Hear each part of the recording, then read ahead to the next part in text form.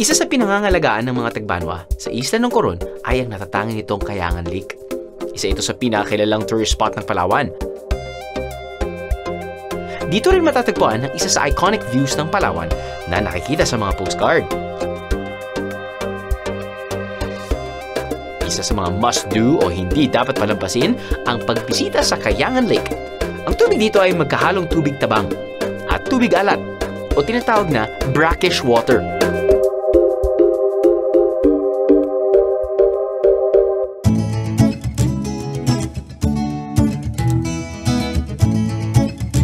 Pero hindi lamang ito ang lake na matatagpuan sa isla.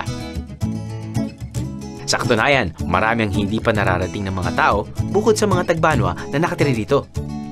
Sa ngayon ay pinag-uusapan pa ng elders o mga pinuno ng tribong Tagbanwa ang posibleng pagbubukas ng isa pang lake sa isla ng Coron. Mayroon kami kasing mga sagradong lugar katulad ng Kayangan.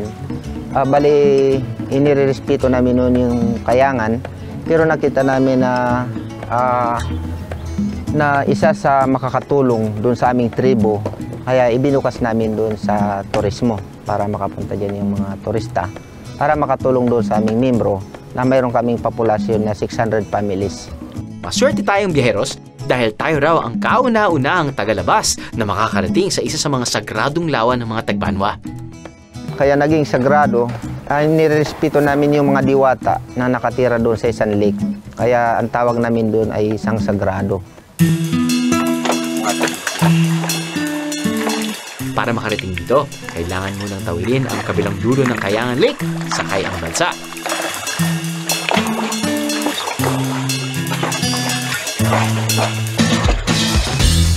Kapag nakarating sa Pampang, trekking naman. Dahil wala pang ang tagalabas na pumapasok sa lugar, kailangan pang magtabas o gumawa ng trail na aming dadaanan.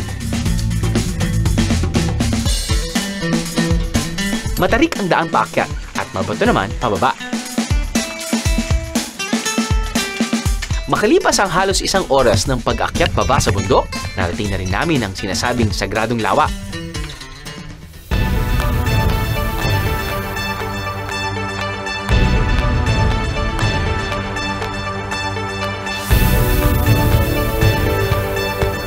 Ang tubig nito kasing linaw ng sa Kayangan Lake pero hindi ito maalat.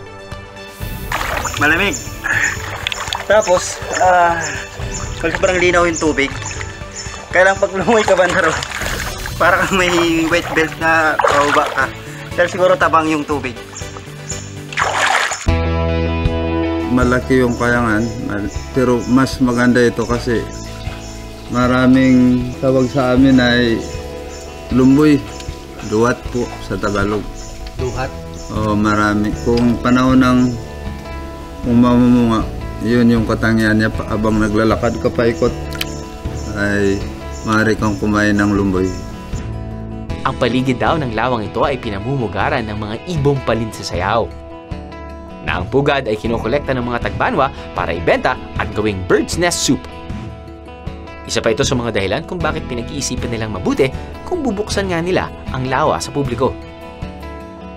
Baka raw kasi mabawasan o mag-alisan na ang mga balinsasayaw pag nagkataon.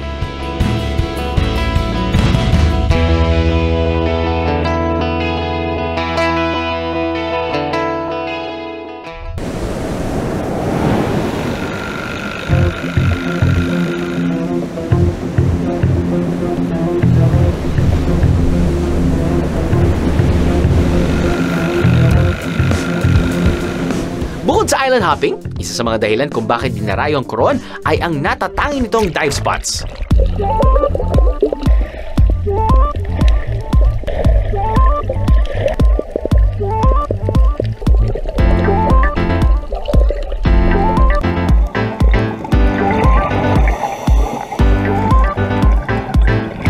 Lalo-lalo na ang mga shipwrecks.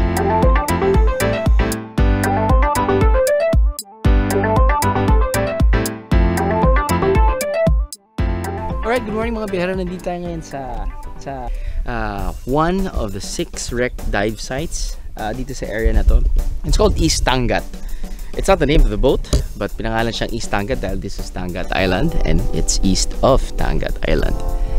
I'm just gonna do free diving because this is my second day and I'm gonna be flying out, so bawal ako mag-scuba dive, but syempre yung mga kasamahan ko mag-scuba dive. But okay lang yan kahit mag-free dive ako because as you can see, actually bird's eye view, just like probably 3 meters, kitang-kita na yung visibility, yung mismong dulo ng East Tangat, which is the wreck. So yeah, let's try to maximize this free dive. Let's go!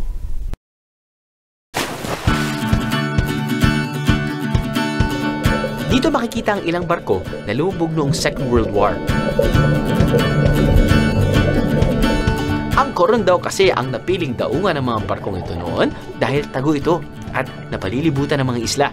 Tamang-tama lamang ang lalim nito at hindi gaanong maalon. Noong Second World War, nadiskubre ng mga Amerikano na dito pala nakadaong mga barkong Hapon at sa kanila binomba ang mga to.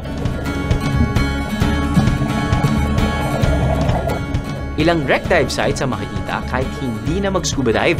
Kung minsan, sa linaw ng tubig, maaninag mo na ang nguso ng lumubog na barko kahit mag-snorkeling lang. Isa na rito ay ang East Tangat Wreck. It was a Japanese wreck, Second World War, sunk on 24th of September 1944. And is now over 70 years sunk. And as you saw this morning, we have very nice corals, nice fish life. It's interesting to look, even for snorkeler, you can look at it and you see something when it starts in 3 to 4 meters and ends up in 18 meters. This is for me a training area where I can get fresh diver in. Masasabayan niyo ba ako mga biyero? Hold your breath with me.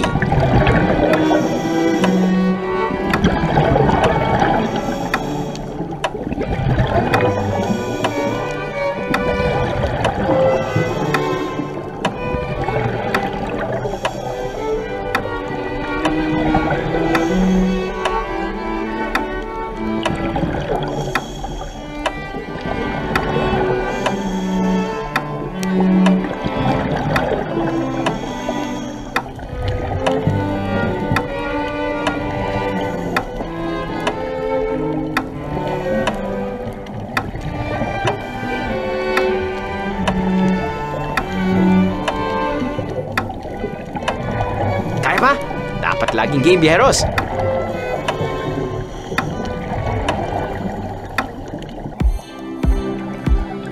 Sa ganda ng tanawin sa ilalim, talaga namang it can take your breath away.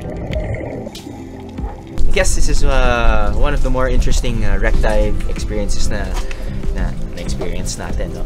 I think it's my first time to do wreck diving na free diving lang. It's totally different experience if you're in scuba gear. As you can see, our other cameraman went inside with the GoPro and then wow, I saw the footage just now and it's really nice.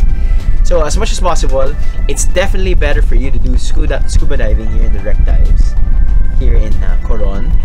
One, the water is clear with the sun, you know, piercing through the water. It's very, very beautiful. But then again, if you're free diving, you get also this really nice sensation. It's silent. You don't hear the bubbles. It's serene. It's you know, you feel that classical music is playing, and it's also a really great experience. And come to think of it, that's only one of the 6 wreck dives that you can experience. So right now it's probably around what, 10:30, 11 o'clock maybe? 10:30. You see fellow tourists now snorkeling, scuba diving. Of course, traffic is there, but at least visibility is, I think, should be brighter.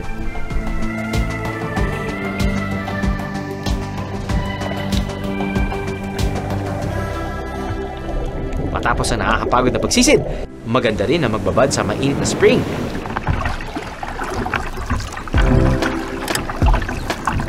Isang nakatagong hot spring ang itinuro sa amin ng aming guides, ang Sangat Hot Spring. Isa itong privately owned spring na may kahirapan makita dahil hindi alam ng nakararami.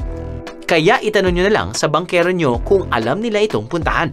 Secret kasi, di ba? Akalain nyo naka-jackpot pa tayo ng mga bagong pwedeng puntahan dito sa Coron. No? I mean, parati namin sinasabi na, okay, we're here for the nth time. Ano naman kaya ang bago na i-feature natin? No? Hindi nga talaga sila nauubusan. Just, of course, you know, we brought in a big boat. That's why we had to dock it like a few hundred meters no, from the shore. And then, ako, nag-kayak. Pero sa mga taong walang kayak, walang problema naman dahil may mga iba sa amin. Naglakad na lang, lumangoy ng konti pero hindi masyado malalim. No? Ang nakakatawa dyan, malapit na malapit ka na sa mga mangroves.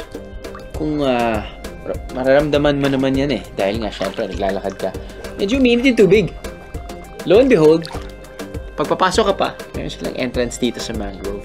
Pasok ka pa, konting zigzag, konting imagination na may crocodile, pero wala naman. Pupuntahan mo na to. It's actually a man-made mini pool or mini jacuzzi. That's very warm. It's their hot spring actually. Just one of the dito around the neighboring islands of Coron. And it's actually very intimate, very romantic. But it can probably house, I don't know, 10, easy, maybe 20. But syempre, mas maganda pa rin pag konting tao. But yeah, galing. Off to the next hot spring.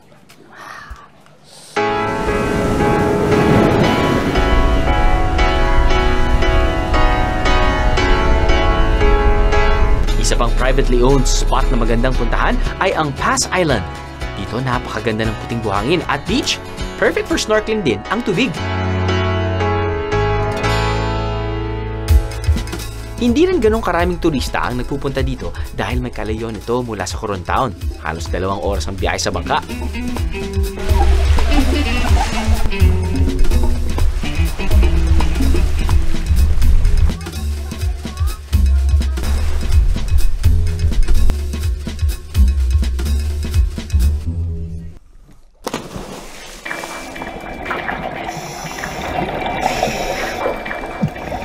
Kung hindi pa kayo nagsasawa sa ilalim ng dagat, hindi rin magsasawa ang Coron na magpakita sa inyo ng kagandahang dito mo lang masisilayan.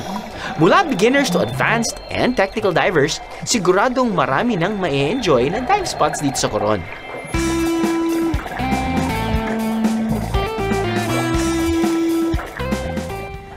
The second one that we went to is Kogyo Maru. This ship is approximately 156 meters long.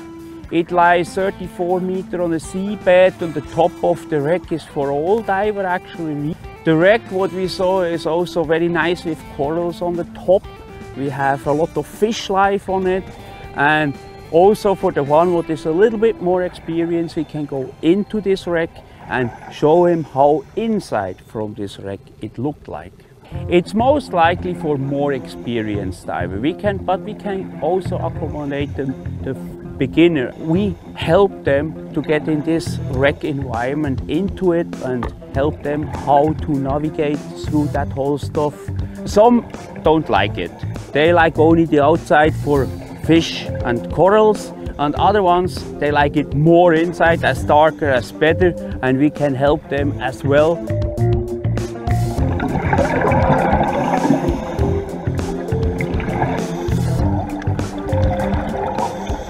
Makipag-coordinate lang sa inyong tour operator o guides kung kailan at anong oras ang pinakamainam pumunta sa spots na to para masulit ang inyong diving experience.